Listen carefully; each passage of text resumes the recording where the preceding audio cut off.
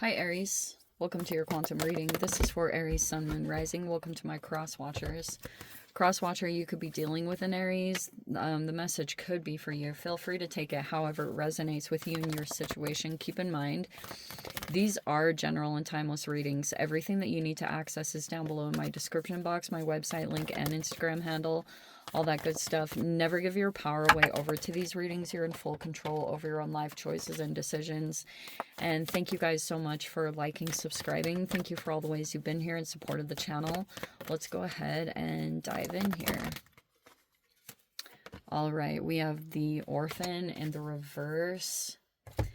If there was a time you were being excluded, ostracized, dealt with some kind of a rejection or abandonment, maybe you're starting to recover from that, or there could be something where you're feel like you're being included in some kind of situation. We have the Storm in the reverse, and we have the Siren upside down.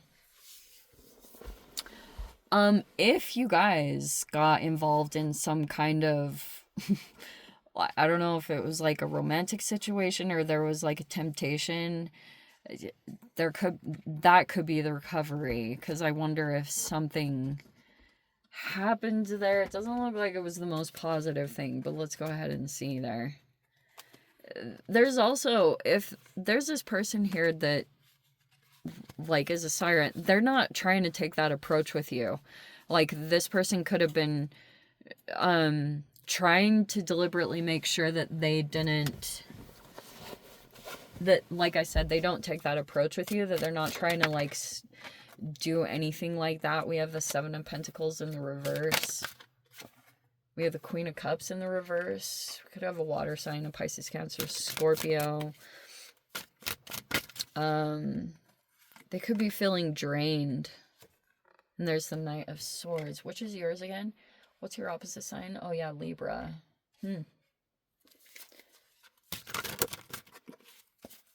Okay. I know I always say this about Aries. You could be pretty blunt with this person. And there's the Knight of Cups.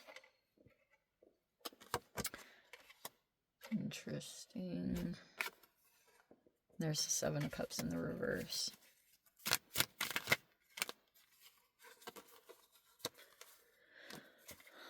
Few too many.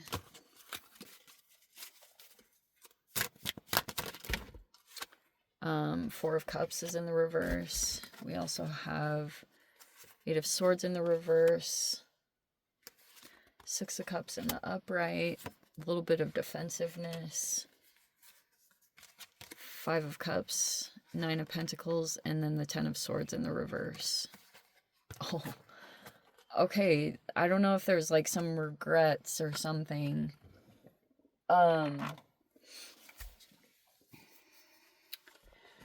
Okay, because yeah, like, this is what I feel like happened.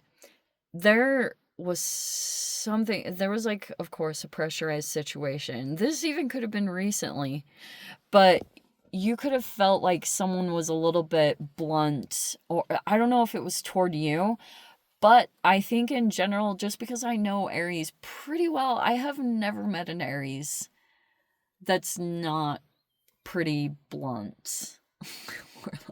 It's totally fine, but you know, don't dish it if you can't take it. It's like, that's kind of the general energy that happened here. Is if there were sensitivities that could have affected some kind of dynamic, or it could have stopped this situation from growing in a positive direction, especially if it was kind of going there. But it looks like there's a masculine here, and that is a masculine that has some like romantic feelings towards someone.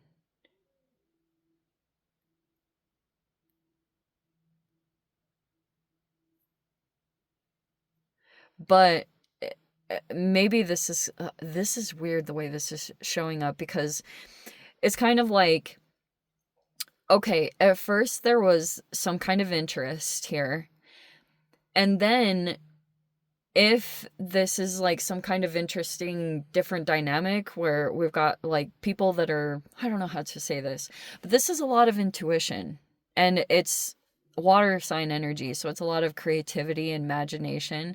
So let's say that someone here was like starting, like they came out of the illusion of it or the fantasy, and some kind of reality hit in. And that's basically why, if you were kind of like, whoa, what happened?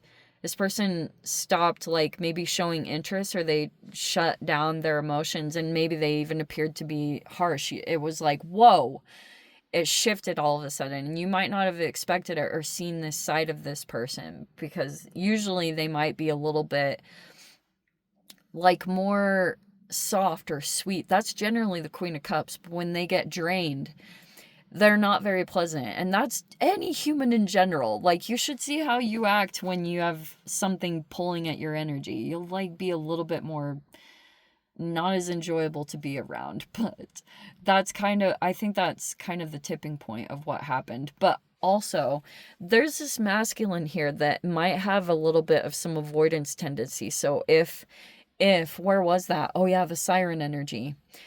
If they go into relationships pretty quickly with like, and intimacy develops very quickly, like if, you know, that happens very fast, that thing, we try to keep it PG because it's the channel, they like immediately disconnect emotionally. And that was part of the disillusionment, was seeing that this person, maybe they were showing all this interest and these intentions to go toward a particular person, but that's where the disillusionment took place. Is all of a sudden there was someone realized that someone would just come in and they would move things very fast, and it would move too fast, and then they would immediately shut down.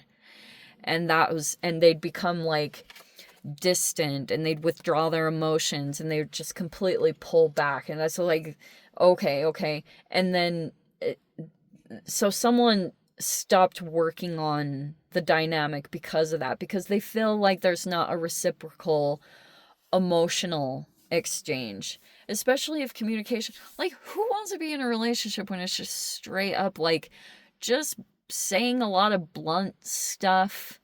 You know, you have to have kind of like a certain dosage of like emotional compatibility. But if it gets shut down, it's like there's no point even investing in it if someone's just gonna shut down immediately when they feel vulnerable. I'm not sure what the trigger point is exactly. It could just be things moving too quickly. Like, that for sure will shut down emotions because it doesn't feel safe. It's not a good foundation to start off of. But the Seven of Wands, yeah, it's showing me, yeah, it's good to stand your ground, but at the same time, if you show defensiveness, it is a telltale. It is.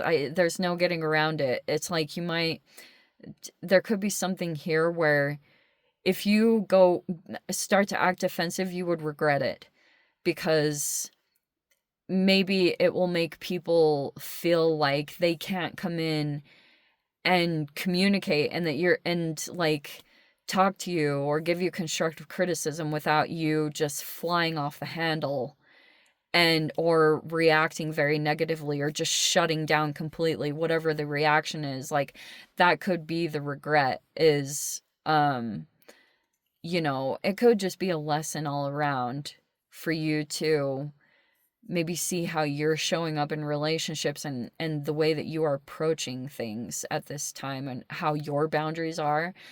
I think that could be a part of it. But yeah, I feel as though there was a person, maybe their approach for a while had been to try, if this person realizes that you have a side to you where they know you can communicate things like really directly or straight across, I think that's the way this person experienced you, is that you have that to you. Like, that's generally how you go into things, because you like to get right to the point, or you like to say the truth. Like, you don't want to be inauthentic, or, you know, like, you're not fake.